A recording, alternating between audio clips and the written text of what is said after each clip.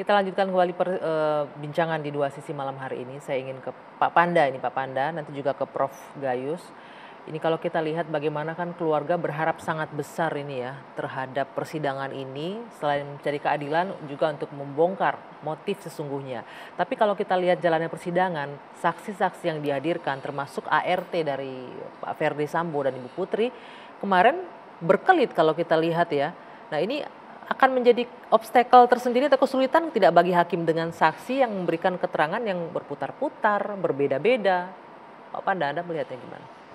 Saya dalam hal ini ya harus mengakui ada satu kebanggaan, bukan karena sukuisme ya, solidaritas, kekompakan orang Batak itu mengagumkan. Saya pikir Pak Samuel merasakan itu. Dari keluarga Huta Barat, dari keluarga Simajuntak, belum lagi dari kami-kami ini. Dan juga kalau tidak punya sikap begitu, waktu dibawa dulu ke Jambi, tidak ada satu karakter yang begitu kuat, terutama dari ibu, tidak barangkali ini akan beda. Ya. Tapi dengan jeritan dan segala macam dan sikap itu, perlawanan itu punya dampak yang begitu besar. Ya, kalau enggak akan cincai, dianggap selesai. Tapi karena dengan alasan perlu ada ulos, perlu diapain dan segala macam, kultur itu mengambil peran yang begitu besar gitu loh. Nah kembali kepada pembicaraan kita, saya lihat ini kan belum selesai mereksa, baru nanti 1-2 hari ini kan mereksa minggu depan sebagai terdakwa. Terdakwanya kan belum diperiksa. Disitulah nanti masyarakat akan tahu maafnya itu sandiwara apa tidak. Seperti yang dikatakan Ibu Rosti tadi. Itu sandiwara apa tidak maafnya itu, hanya lip service, hanya apa itu maafnya itu gitu. Itu akan kelihatan.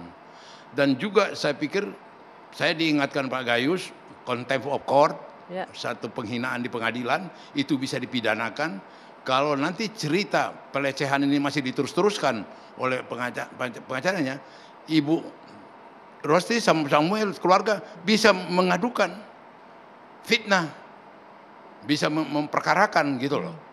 Nah tapi saya percaya jalannya persidangan ini dengan kredibilitas jaksa, dengan hakim yang begitu itu nanti akan ada kejutan-kejutan, surprise yang menelanjangi, yang akan membuka tabir-tabir kebohongan. Tapi akan kesulitankah dengan saksi yang memberikan keterangan berbelit-belit, berputar-putar, bahkan tidak konsisten gitu Pak Panda? Enggak, maksud saya ini sekarang terdakwanya. Terdakwanya akan diperiksa. Dikejar nanti ya. Akan diperiksa, itu akan kelihatan masyarakat jutaan akan melihat. Sama itu Ibu Rosti katakan tadi, dari matanya, dari apanya, itu akan telanjang. Gitu loh. Di situ dia nggak bisa membuat tabir lagi. Apalagi dengan jaksa-jaksa yang handal JPU-nya. Gitu loh. Prof Gayus, kemarin kita menyaksikan walaupun suaranya on off nih audionya, ART-nya yang bernama Susi ini kan memberikan keterangan agak berbelit-belit nih Prof. Ini menyulitkan hakim atau tidak nih? Apa dampaknya bagi seorang saksi yang juga memberikan keterangan, entah itu keterangan palsu atau tidak jelas dan lain-lain? Ya tentu itu ada hukum yang mengatur dengan sanksinya di 242 KUHP itu jelas. Saksi palsu kalau dia memang tidak benar yang disampaikan. Tetapi saksi ini diberi kesempatan sampai berakhirnya pemeriksaan saksi dan dia merubah. Saya memperhatikan sekali tentang digendongnya Ibu PC itu ternyata bukan oleh korban. Ini semua pengakuan yang merubah tadinya. Nah perubahan ini terjadi karena juga banyak saksi lain yang menyampaikan hal itu yang berada di tempat yang sama. Oleh karena itu hakim akan terfokus kepada persesuaian. Semua saksi yang banyak ini akan disesuaikan dan hakim mengambil kesimpulan. Tapi satu hal yang harus saya sampaikan, di setiap kejahatan terutama pembunuhan yang menarik demikian banyak perhatian publik itu yang menjadi pihak itu bukan hanya pelaku dan korban tapi ada negara.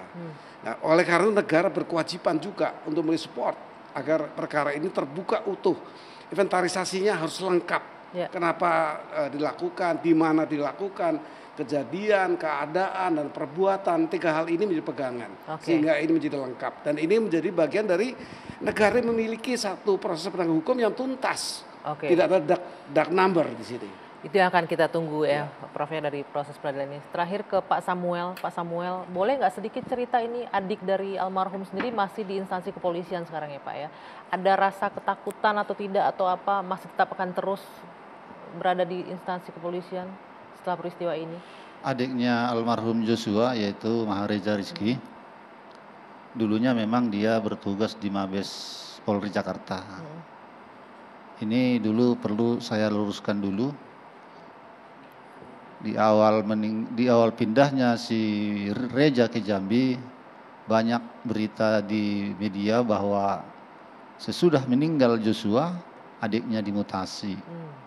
Sebenarnya yang terjadi dalam hal ini kami yang meminta dipindahkan ke keluarga yang meminta ke kepolisian adiknya si Reja biar dipindah ke Jambi. Dalam hal ini pihak kepolisian mengabulkan permintaan kami. Sampai sekarang anak kita ini sudah bertugas di Jambi. Sampai sejauh ini Reja itu masih setia jadi kepolisian. Dia sangat setia. Yang melakukan pembunuhan ini kan oknum. Ya. Jadi tidak ada yang perlu saya rasa ditakuti. Bukan kepolisiannya, oknum seseorang. Berarti tidak ada rasa traumatis setelah peristiwa yang menimpa kakaknya segala macam ya Pak? Iya, tidak ada. Jadi dalam hal ini oknum yang melakukan. Jadi dia tidak ada takut, tidak ada intimidasi sampai saat ini. Berjalan seperti air yang mengalir. Baik. Bapak, Ibu, sekali lagi kami mengucapkan terima kasih banyak atas ketersediaan waktunya hadir di Dua Sisi. Kami tahu kesibukan yang luar biasa. Besok sudah harus kembali lagi ke Jambi. Mudah-mudahan Ibu diberikan kesehatan selalu dalam mencari keadilan untuk anaknya. Dan sekali lagi kita nunggu persidangan ini bagaimana akan bisa memberikan keadilannya Bapak-Bapak ya. Dan juga membongkar seterang-terangnya apa sesungguhnya motif yang mendasari pembunuhan berencana terhadap Brigadir Yosua Huta Barat. Akhirnya saya Dwi Anggia harus menutup Dua Sisi malam hari ini. Terima kasih atas perhatian dan kebersamaan Anda. Selamat malam.